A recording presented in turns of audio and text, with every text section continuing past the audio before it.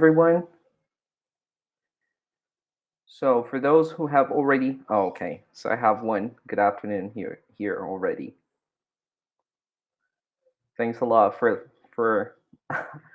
uh for saying something. Because I cannot see you, then it feels like I'm not talking to myself. Greetings from Lima, Peru. Hi. That's great. Wonderful. Floripa. Wanuku. Okay, right. São Bernardo.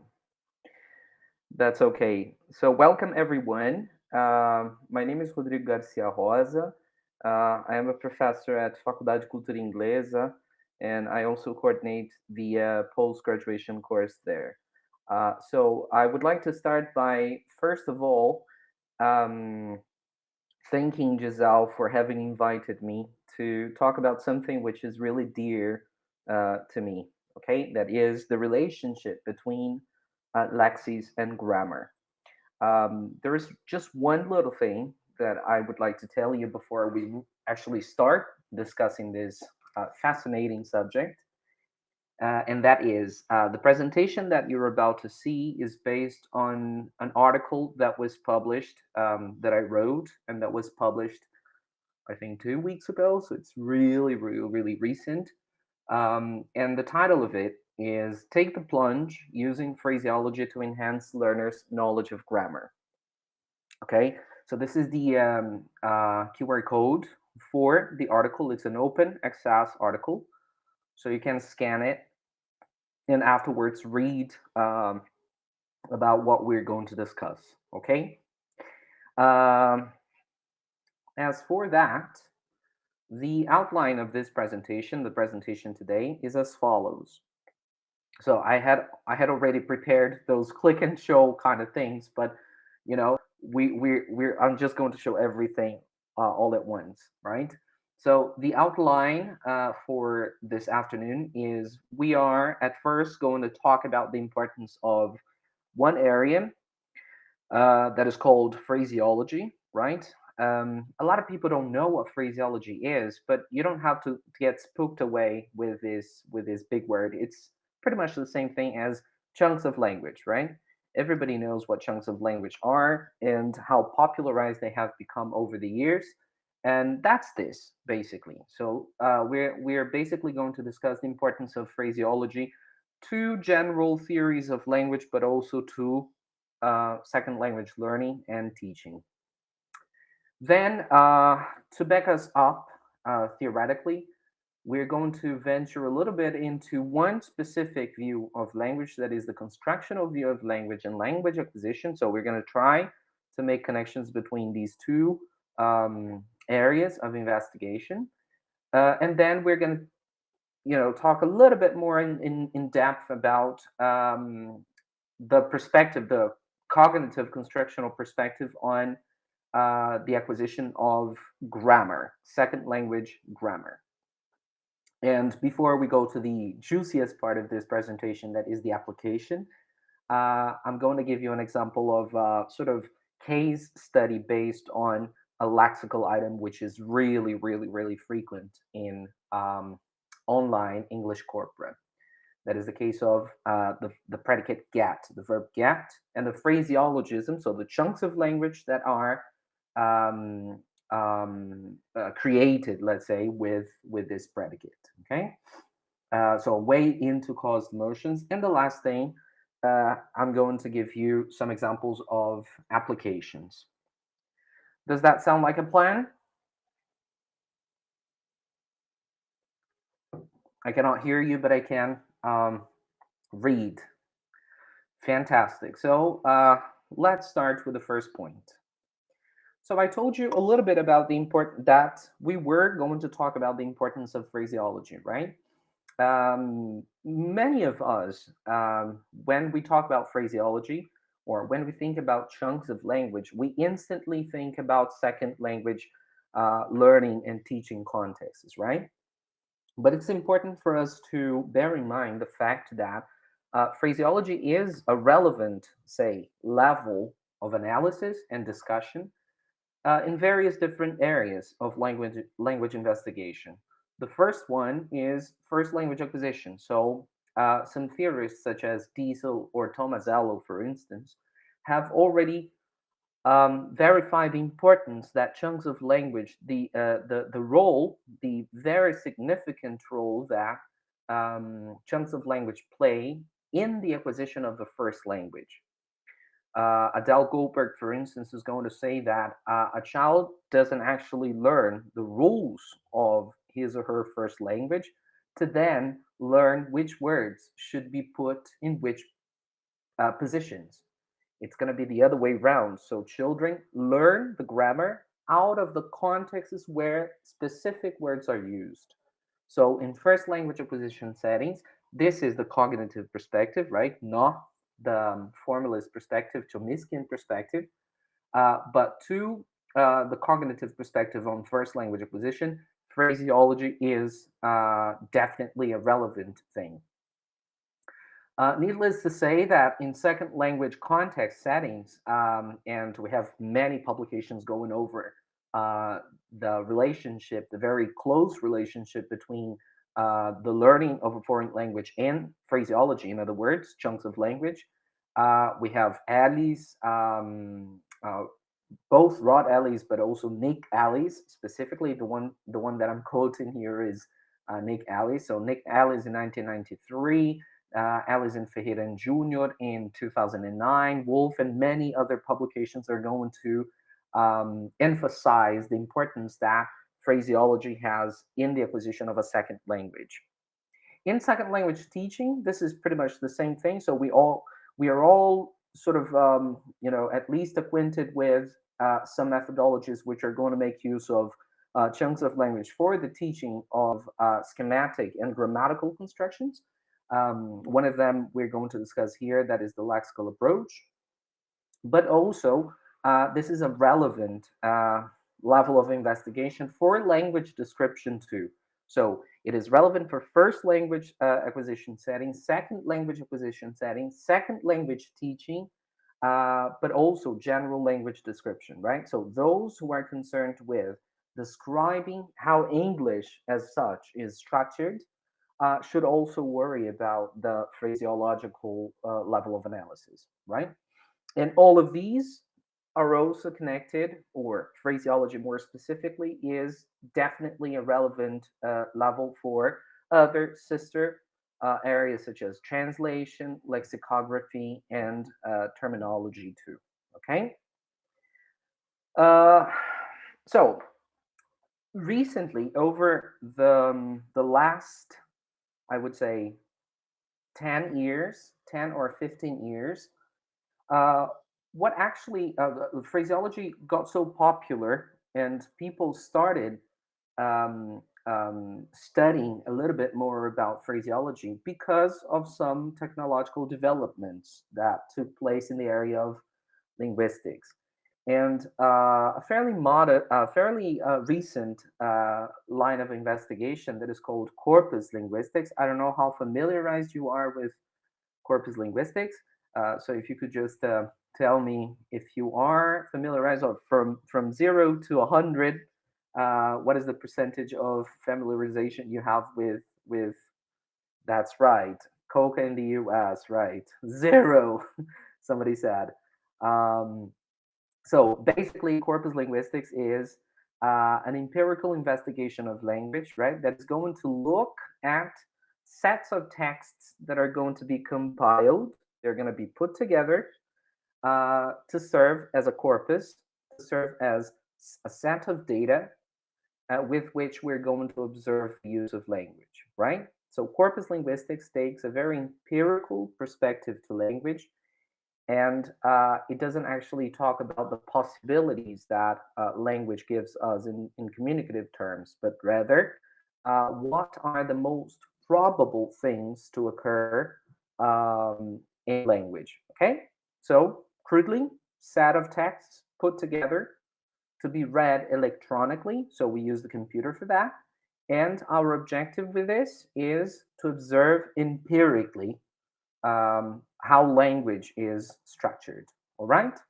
So, this technological advancement in the area of linguistics, and more specifically, corpus linguistics, has made it possible for phraseology to blossom.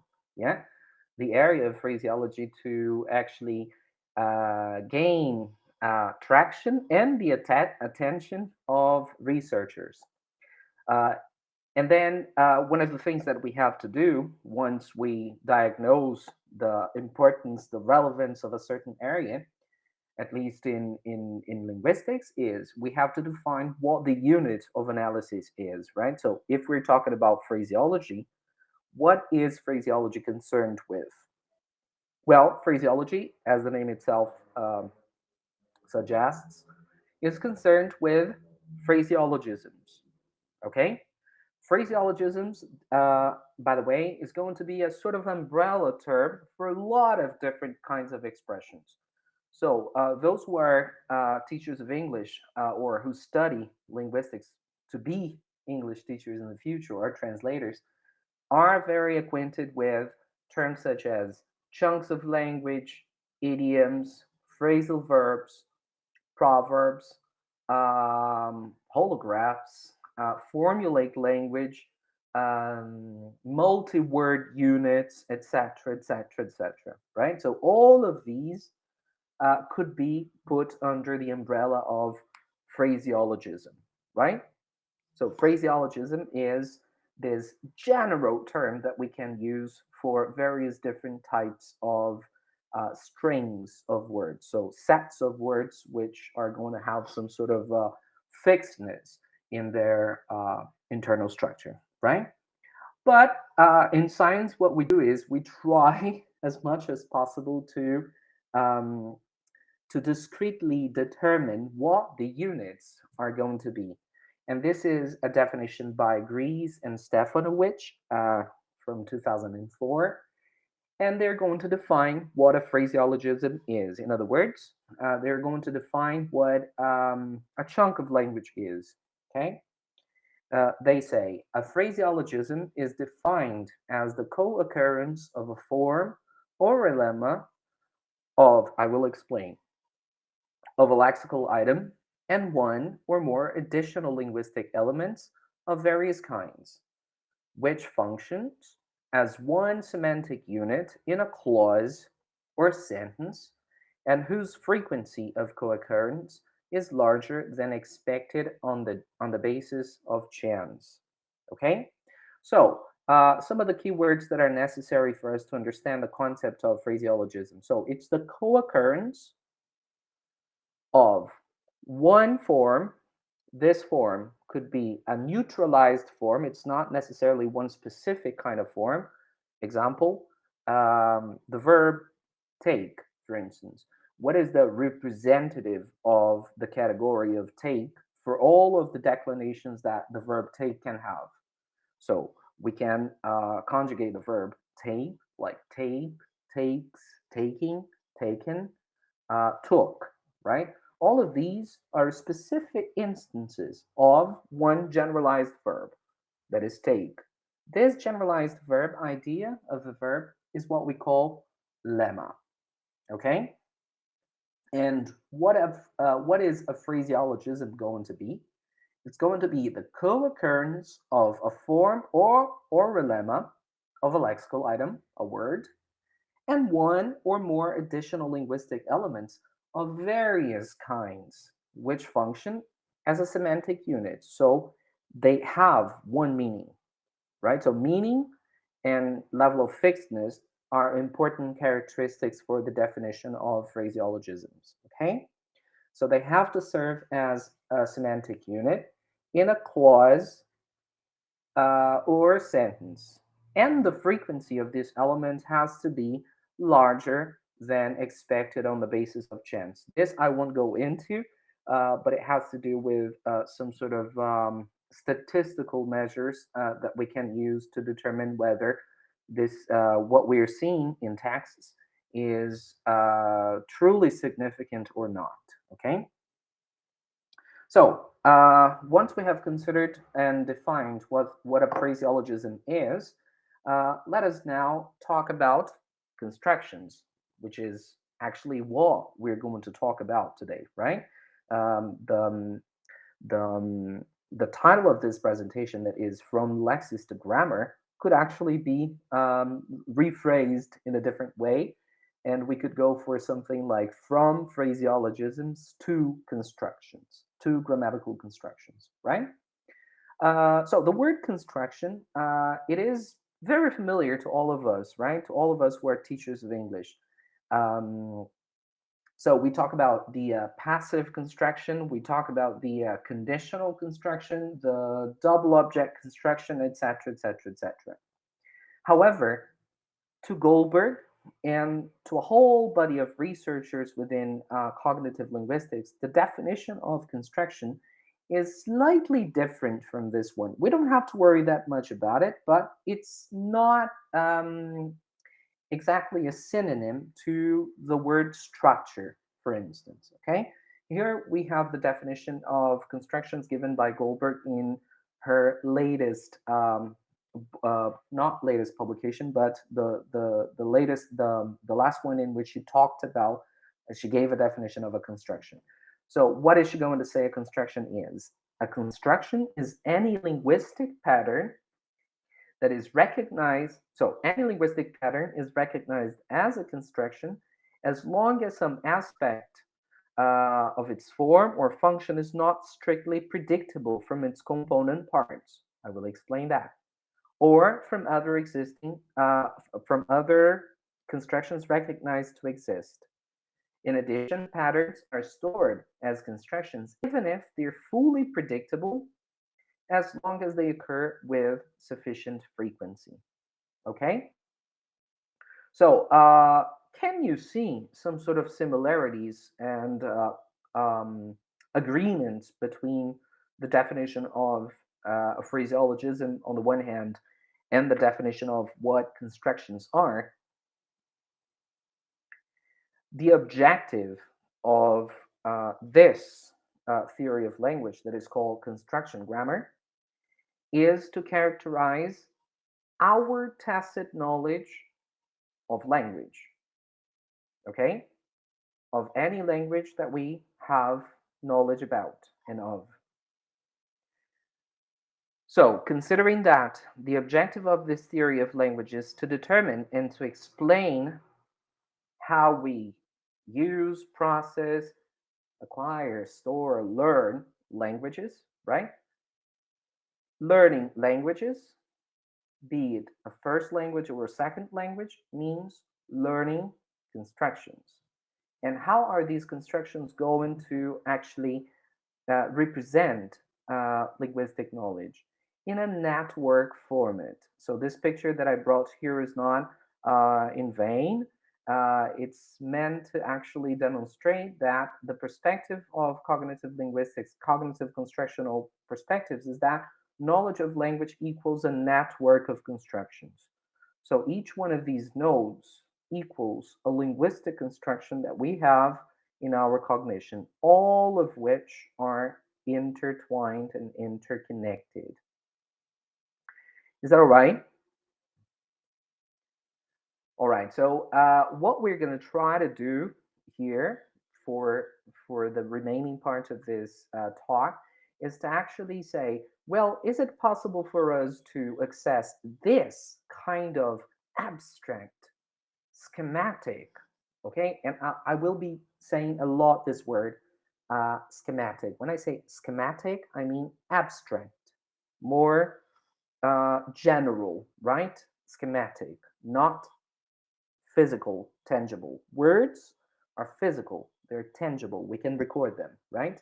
Grammar is something a little bit more abstract. We can't actually exemplify grammatical operations without resorting to words. That's my point, right? So whenever I talk about schematic instructions, I'm actually making reference to very abstract grammatical stuff. So there seems to be a relationship between these things. That is what I'm talking about, right? the relationship between what we call in cognitive linguistics schematic and low level constructions. Okay, schematic constructions would be these abstract subject, verb, object, oblique arguments on the one hand, and low level constructions would be the chunks of language. Okay, there seems to be a relationship which I'm going to explain to you in a minute. But before that, um, Goldberg says that further evidence for some amount of redundancy in language comes from the fact that very typically a fully general linguistic pattern is instantiated by a few instances that are highly conventional. In such a case, it is clear that both generalizations and instances are stored. I will explain that. So take everybody with me. Take a look at this. Drive me crazy. How many of you know this expression? Do you know this expression? Yes, everybody does after Britney Spears. Yeah. Drive me nuts. Okay, drive me crazy. That's it. So we can say drive me crazy, but drive him crazy, drive her nuts, drive me bonkers, drive me insane, etc., etc., etc. So it seems that um, us, them, exactly. So it seems that this is a chunk of language, right? Because it has certain aspects of it which are absolutely fixed. So the first thing is we have to use the verb drive. Then there is a slot, which is an open slot that has to be occupied by a nominal expression, be it a pronoun or um, or a noun, right? So drive the audience crazy, for instance, or drive me or drive them crazy. And the second part of the expression that seems to be rather fixed is the adjective crazy, because I can replace it, but I cannot replace for any other thing. I can replace it with some words which somehow denote some sort of insanity, right? So I can say drive me crazy, but drive me bananas, drive me nuts, drive me insane, mad, etc., etc., etc. So, what this theory of language is advocating for basically is that if you know, we know this expression. If you know this expression, if you know how to use this expression, exactly. Somebody said, no one can drive me or anyone happy. Exactly. So we can only drive people and crazy or insane, etc., etc., etc. Right? So what does the theory say? It says basically that um, if we know this expression, right, this is a piece of evidence of the fact that I have stored this little piece of language as one chunk in my cognition, in my network of constructions. All right? So if I know drive me crazy, if I know drive X crazy, then it means that I have stored this thing in my cognition, and this is a small portion of language that I have knowledge of and about. Okay? What is the relationship between schematic and low level constructions going to say? They're basically going to say the following. If you take a look at drive me crazy, you're going to see that this is an instance. What is an instance? It's an example, right? This is an instance of a more schematic construction. What is this schematic construction? It is subject, verb, object. So, what is the subject? She, for instance. She drives me crazy. Subject. Verb, drive. Object, me. The oblique argument is crazy. So, this chunk of language has this grammatical structure: subject, verb, object, and oblique structure. Oblique argument, I'm sorry. Okay?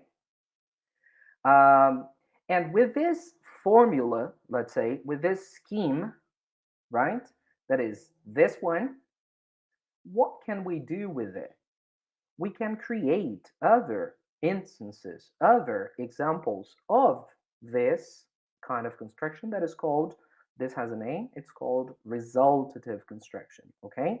We can come up with different, if you have the knowledge of this scheme in your cognition, if one of these nodes equals this schematic knowledge here, you're able to put this to use. In other words, you're able to generate new language out of the knowledge that you have of these formulaic stuff. Okay, so you can say things such as drink myself dead, for instance. Okay, or drink myself insane, or laughs I don't know, laugh someone silly. Oh, by the way, there is another one that is very used. Oh, I don't like to go out with her to pubs because she drinks herself silly. Okay, what is this? She drinks herself silly. If we were to say that in Portuguese, we would have to tell a very long story, right? She drinks to the extent that she becomes silly because she got drunk. You know, we would have to go over a lot of words to explain that. But in English, we can do it synthetically this way. She drinks herself silly. Okay? So, in a nutshell, what is the literature going to say? That if we have knowledge of these chunks of information, internal grammatical structures, and we can make use of that, just like native speakers of every language do, we can make use of that in order to create more generalized knowledge. Okay? Moving on then, what about second language contexts? Um, Somebody said something interesting here. Generalization is the linguistic art that comes with experience. No doubt about this. Exactly the perspective defended by cognitive linguistics. That we make generalizations out of the experiences, the communicative experiences that we have on a regular basis. So, what about second language settings? We talked about first, and we talked about the relationship of these things. But what about second language? What are the theorists going to say? They're basically going to defend that if the units of language are constructions.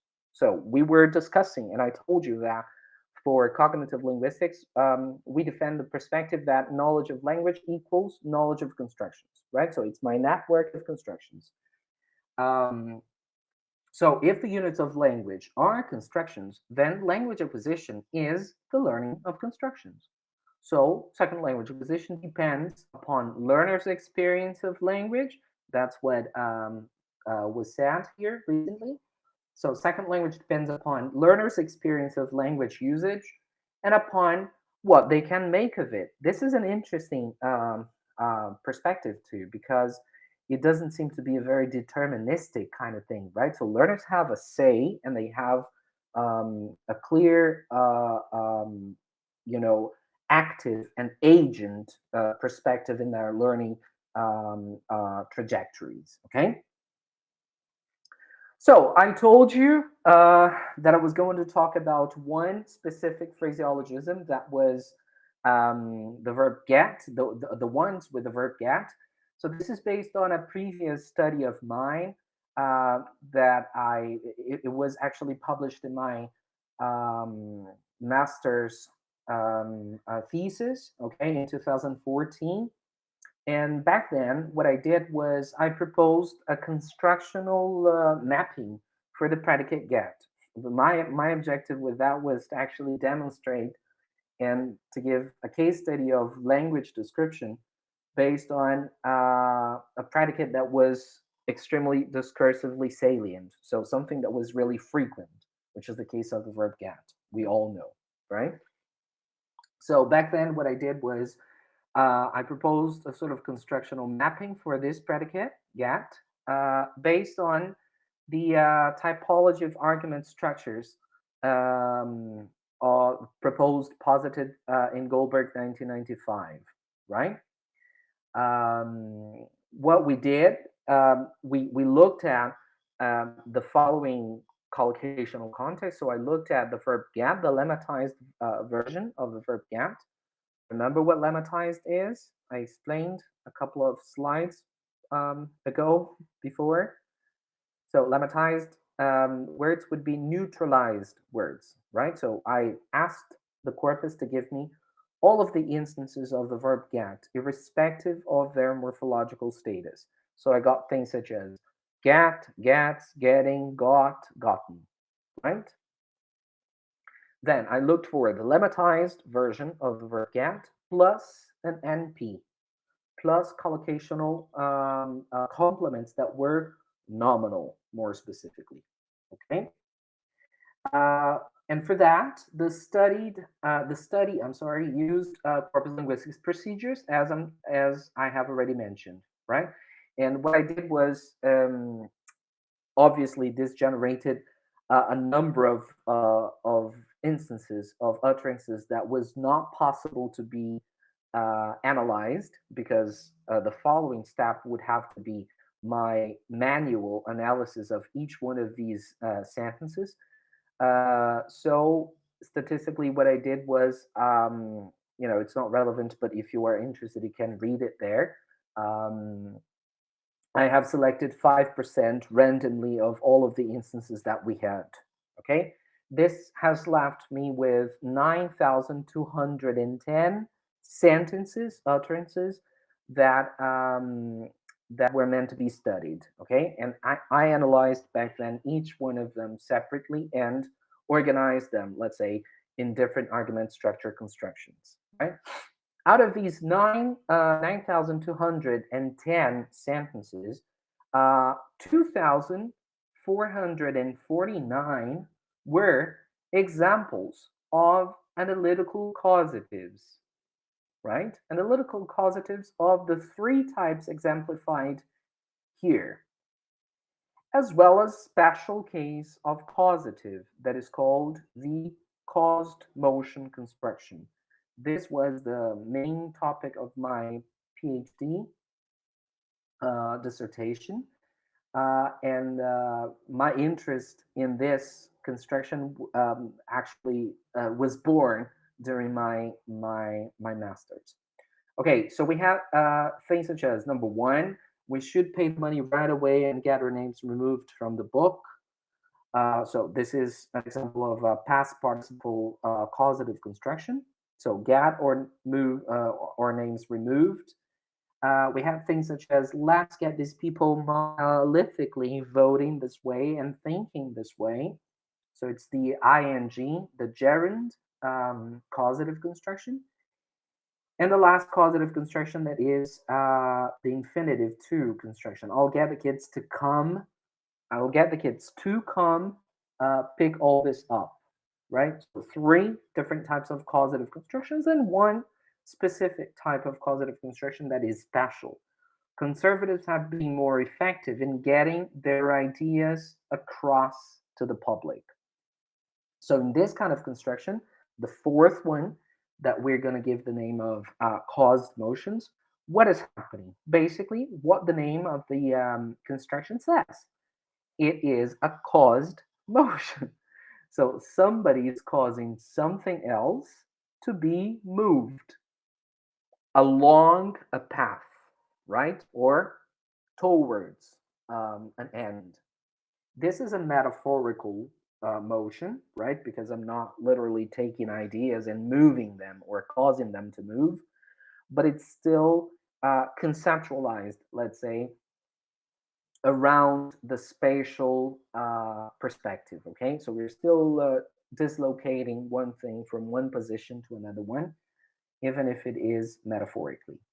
At least we interpret it this way, right? In order for us to interpret the metaphorical interpretation of this sentence, we have to rely on the physical aspect of dislocation. Okay? So from these 2,449 occurrences of causatives, 52.42% were caused motions, were of the type exemplified in number 4. So this definitely seemed to be the most prominent, the most frequent kind of construction, right? And these are some of the characteristics of caused motions. I'm not going to spend a lot of time on this, but what is it? It is characterized as follows. It's a syntactic pattern in which the verbal gap must be filled by a non-static verb, static verb, sorry.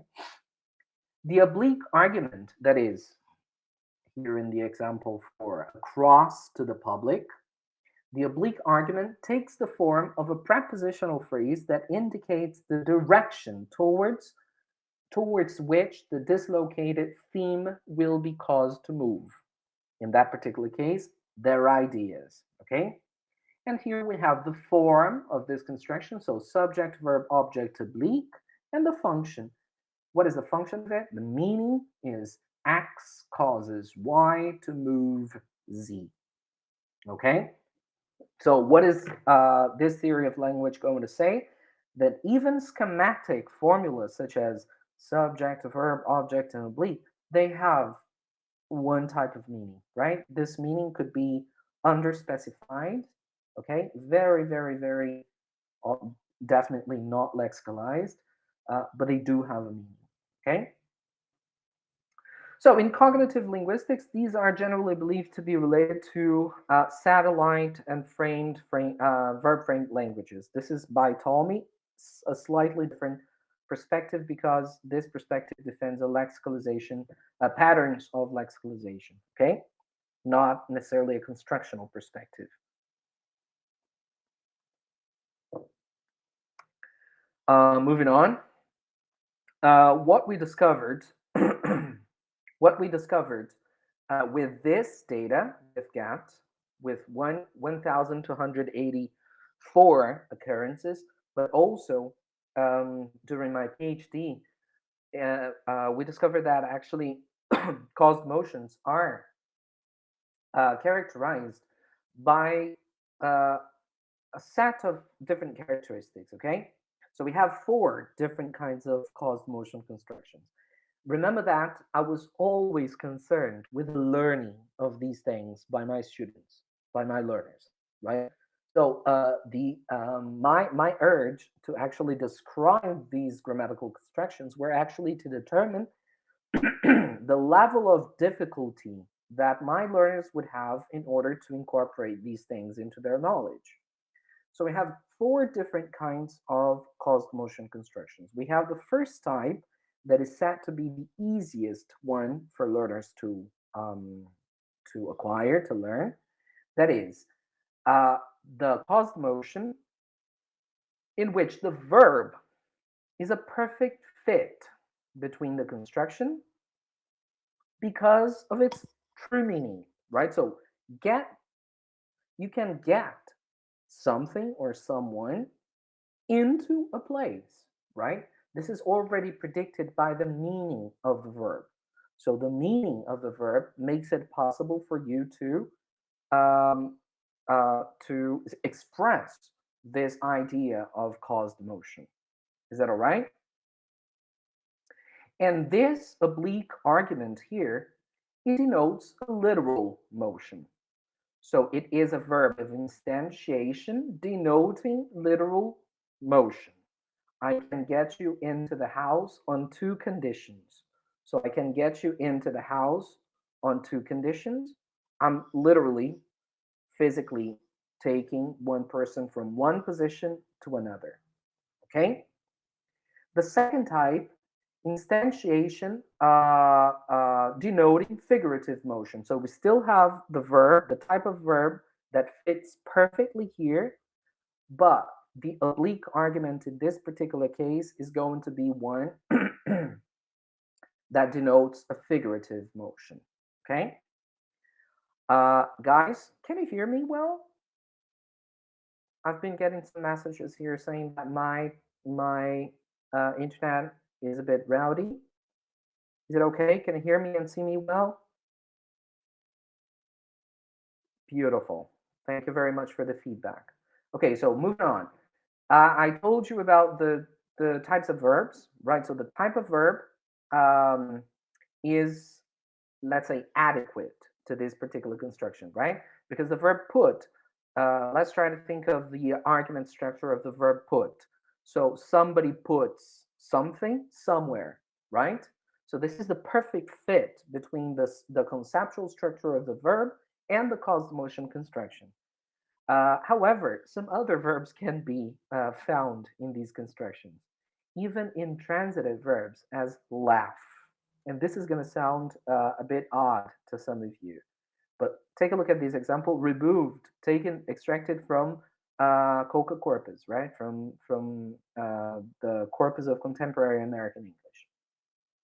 This example says, "But I guarantee he's going to laugh you out of his office. He's going to laugh you out of his office," right? What is to laugh someone out of one's office? Once again, if we had to say this in Portuguese, we would have to tell a very long story, right? So we would have to say something like, "Oh, they laughed at us so much that we had to exit the office," right? English can do this synthetically. Romance languages apparently cannot do it. Okay, and here, the oblique argument denotes a literal place toward which I'm going to be, out of which, in this particular case, I'm going to be taken. And the last kind uh, of caused motion is said to be the most complicated one, or at least that was my hypothesis in my study. That was going to be the most complicated one for learners to acquire because these kinds of caused motions were composed of verbs that were sometimes intransitive, right? So very strange kind of verbs in these positions. And also the oblique argument would denote the motion itself would be a figurative kind of motion, not a physical one, not a literal one. The example to that is, after all, he, with a capital, right? So meaning God, after all, he created it. And I figure anyone who can speak the universe into existence also has the power to control climate. To speak the universe into existence. What is God doing when He speaks? She, whatever, speaks the universe into existence. What is So it's creating the universe by speaking about it, right? This is what this sentence basically means. It means to say that he spoke the universe into existence. So by speaking, the universe was created. This is what I did in 2022 and 2020. I'm sorry. I looked at learner production of those four different types of caused motion constructions, and I was interested in the production of Romance language speakers. So I looked at Brazilian Portuguese speakers learning English, both at the B2 and the C1 levels, but I also looked at the Spanish speakers, Italian, and French speakers. Some of the results I got to were that all of these constructions had a very low level production, even in B2 and C1 levels. And the very few examples that I could find in the corpus that I've consulted, that was EF ChemDet corpus from the University of Cambridge, the very few examples of caused motions were with instantiating verbs. And this is kind of complicated because it doesn't actually say that learners have knowledge of caused motions, right? They could be basically projecting the argument structure of the verbs. This would be like evidence of the knowledge they would have for the verbs. And a lot of them, a lot of the few occurrences in the corpus were also instances of lexicalized phraseologism. So there were lots of chunks of language, things such as uh, breathe new life into You know, this project is going to breathe new life into her.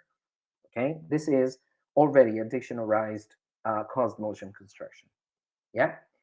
Um, so learners were not able to process and produce caused motions, especially those with modifying verbs, especially those kinds of sentences such as the audience left the artist off the stage, right? They couldn't actually process and produce these constructions. So, since I am personally concerned with the teaching of language, um, I particularly believe that teaching should mirror learning. Okay. So, by looking at how my learners are going to learn more effectively, I can come up, I can devise more applied um, teaching perspectives that are going to actually respect and favor this way of learning coming from my students, right? But I have to empirically verify that a certain thing is either complicated or easy to follow. Okay, so if teaching should mirror learning, that's what I believe in. Then we should use what they already know as springboards. This is a motto, right? So we have to start and make use of what they already know in order to construct and to build on this knowledge, right? To construct new types of knowledge. So this is basically what the most current applied perspectives on language teaching are going to defend. So if that is really true, um, then we could go for some perspectives, since it is really true that learners produced so many phraseologisms, some of which contained these caused motion constructions structures. Why not make use of this knowledge in order to build something new, in order to create some sort of new knowledge, right? What I'm about to present to you then is an example of a learning informed set of teaching tasks. So I'm actually going to I'm sorry, I'm actually going to present the way that I went about teaching my C1 level students caused motion constructions based on their previous existing knowledge on phraseologisms, right? So this is an example of a learning informed set of teaching tasks.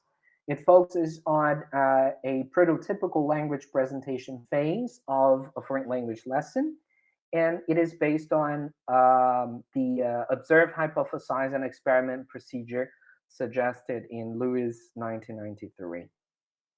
So uh, remember these three words, right? So observe, hypothesize, experiment. We don't necessarily have to go for just one activity per stage, and that's what I'm going to start presenting to you now. So the first one, observing language in use. Okay. So if my objective was to teach them schematic caused motions, or at least to make them interpret them correctly, what I did was I selected, uh, um, we use this text for comprehension reasons. Okay, we were talking about architecture, um, architecturing. I'm sorry, and but I took the um, I was focused on discussing this specifically, but I also looked for something that would have some examples of the kind of structure that I wanted to work with my students, right? So this is an article that was published in the Telegraph. And as you can see in the headlines, it says, meet the couple who restored their home into a Victorian time capsule. So meet the couple who restored their home into a Victorian time capsule, right? So the example refers to an article published in the Telegraph, as I said, which was chosen because of its general theme, but also because of the linguistic lexical grammatical strategies it made use of, right? And then first, what I asked learners to do was basically to tackle the text from an informative perspective. We did all of the reading comprehension phases that you were all familiarized with. Then I drew their attention to the headline of this article. And then we went for the more, let's say, interpretative aspect of this article. So after the reading comprehension, learners are asked then to start a task on the interpretation of the language pattern. So I emphasized the headline, right? And I posed a couple of interpretative questions, which you can see here. Which of the sentences below, A, B, or C, best rephrases the headline? So, letter A, meet meet the couple who restored their home and moved to a Victorian capsule. Letter B, meet the couple who refurbished their home and transformed it into a Victorian time capsule. Or C, meet the couple who restored their home as well as a Victorian capsule. So you can tell me what is the right answer to this? It's actually written right here. So the justifications are collected, right, and discussed as to why B is the right answer. So, what is the best interpretation to meet the couple who restored their home into a Victorian time capsule? It's letter B. Meet the couple who refurbished their home, and transformed it into a Victorian time capsule, right? So after they have managed to interpret this construction accurately, so it's time for us to observe, still observe a little bit more, interpret, but also categorize this pattern that I'm interested in, right? Um, so this is an example. So learners, I have taken some concordance lines from Kolka and presented it to them, right? So learners were presented with this, and they were asked to sort and categorize the construction. So they were asked to spot where in these 6 sentences they could find instances that were similar to the previous construction that we looked at. So they're expected to spot the get phraseologisms with a caused motion form. So get that point across to him, get his life back on track, get your food in the door, and get my hands around the necks. And the third question, question number 3, can be used to start systematizing the form of the structure. So is there anything in common amongst them? So, oh, it seems that we have a verb here, we have something else which is represented by the object, and we have a place towards which this is being dislocated. So in this part, I started the systematization process with students after they were able to spot uh, called hypothesizing about the structure. This time with the highlighted parts, the highlighted cause phraseologisms, I a couple of questions so that I could work collaboratively and them. So in number 1, where categories below would you place chunks with that? These in this formal structure. So in one in which we have verb, object, preposition, and noun. Uh, in this structure, verb, object, and adjective, and some examples. Or in this one, verb, object, and past participle, and some examples, right? Um, and the second question was, so the first one was meant to tackle form, and the second one was meant to tackle meaning. So which of the following meanings do these expressions convey? Oh, some people are saying, I'm breaking up. Um, Problems with the audio now. Guys, can you hear me well? Somebody's writing. Okay, I'm just gonna go on because of the time. It's better now. Beautiful, beautiful. So the first question is meant to tackle the form of this construction, right? So they were supposed to actually figure out that these constructions are similar to the ones in the first box. And the second question, which of the following meanings do these expressions convey? We have three options. So somebody causes something to move somewhere, somebody causes something to move something else, or somebody causes something to be complete. The right meaning to that caused motion is somebody causes something to move somewhere, right? So they were supposed to go all of these questions, and the teacher obviously mediating this analytical process. Um, Still on the hypothesizing phase about the structure. So in order to demonstrate the fact that tangible expressions such as get that point across to him, all of these, but also put it out of its misery, talk some sense into her, breathe new life into it, are all examples of the schematic caused motion. What is the schematic caused motion represented by? It's represented by this formula: verb, object, preposition, and noun. And we have a chunk of language that has that particular structure, right? So put them out of their misery. So what I wanted them to do was to abstract away and verify how we can go from a very concrete lexical item, such as put them out of their misery, to something as schematic as verb, object, preposition, and noun. In the last part, which is called experimenting with the structure. So what I did was I removed some other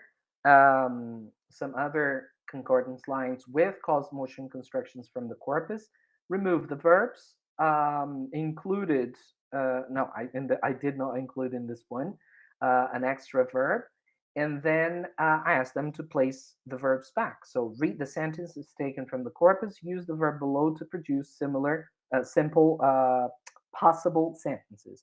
You can use more than one verb in each sentence. So because of the time, I'm going to simply show you the answer, right? So we would discuss and come up with the answers, right? And there I said um, you can use more than one verb in each sentence, right? Because if you take a look at the first one, if you walk into the police with a half-cooked story, the right answer, I mean, the original answer is they're going to laugh us out of the station. They're going to laugh us out of the station. But I could have said beat, right? They're going to beat us out of the station. Yeah? So and then we would obviously mediate this discussion and say which ones were possible, which ones were not possible, and why these are not possible.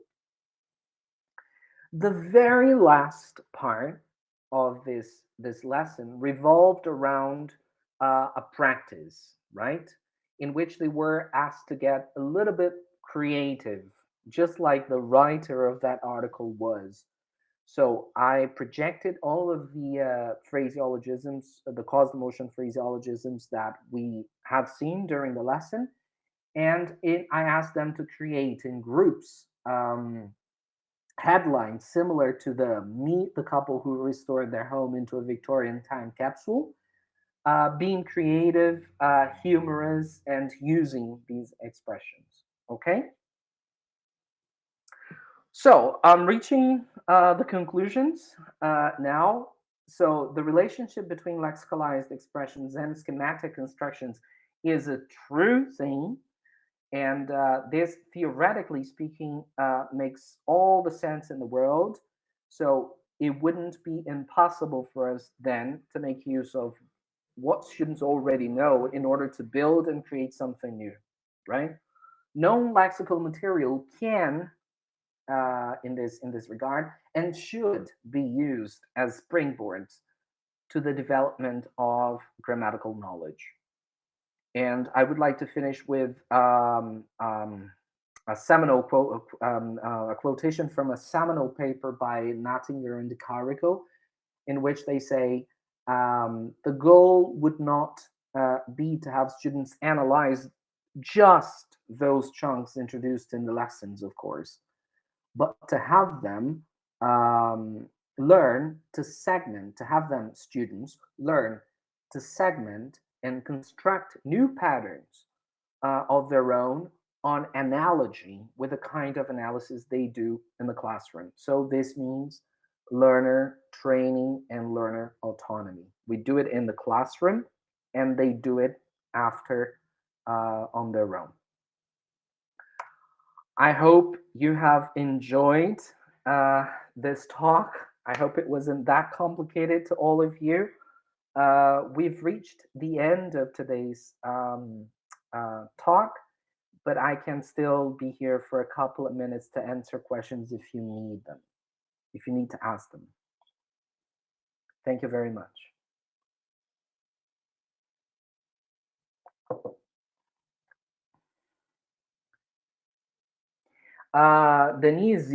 Denise asked me, can I use this with A1 and A2 pupils?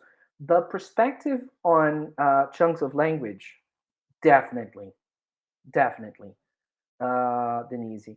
Uh, but I I wouldn't teach caused motion constructions to an A1, A2 level group of learners, you know. But the idea of using phraseology to teach them something is a very powerful one. For example, um, inversion, for instance, you know, we have everyday kind of things that include have this kind of grammatical construction. So this shouldn't be a problem for them.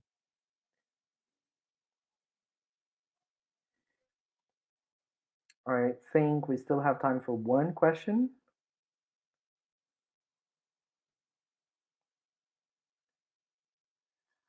I hope you have enjoyed then. It seems that we don't have any other question.